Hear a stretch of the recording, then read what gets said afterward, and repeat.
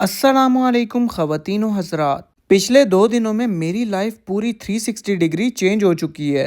आए बताता हूँ कैसे। लेकिन अभी फ़िलहाल आपके भाई को फटाफट रेडी होना था क्योंकि मैंने जाना था काम पर। जी, आप लोगों के कानों ने बिल्कुल सही सुना, काम पर।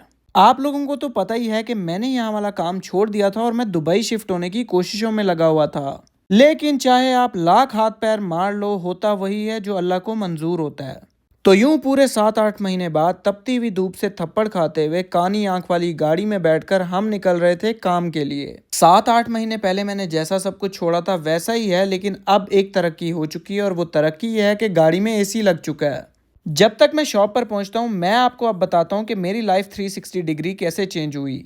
तो बात है 8 जून 2025 की रात की कि हम हस्बे मामूल बैठकर अलबेक खा रहे थे। उसके बाद काटा गया मेरा केक, क्योंकि मेरी बर्थडे होती है 8 जून को। बर्थडे तो हो गई, इसका सरप्राइज दिया मुझे अम्मी अब्बू ने इसके अगले दिन। ये ईद का तीसरा दिन था और सडनली अम्मी अब्बू की पाकिस्तान जाने की तैयारी बन चुकी थी और इसमें कुछ नया नहीं था। हर 6 महीने बाद अम्मी अब्बू पाकिस्तान आते जाते रहते हैं। अब मसला ये था कि अम्मी अब्बू के पाकिस्तान जाने से जो असर मेरी जिंदगी पर पड़ता है वो नाकाबिले बर्दाश्त है। एक तो अम्मी अब्बू के जाने के बाद मुझे अपने सारे काम खुद करने पड़ते हैं और दूसरी बात यह है कि मुझे शॉप भी संभालनी पड़ती है। खैर, अब क्या किया जा सकता है। अम्मी अब्बू चले गए और आपका भाई पहुंच गया शॉप पर।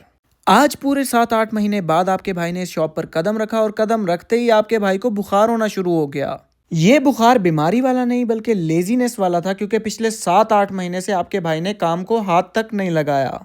इस काम को छोड़ने की मेरे पास सिर्फ 2 रीजंस थी। एक तो मैं दुबई मूव हो चुका था और दूसरा मेरे बढ़ते हुए हेल्थ इश्यूज।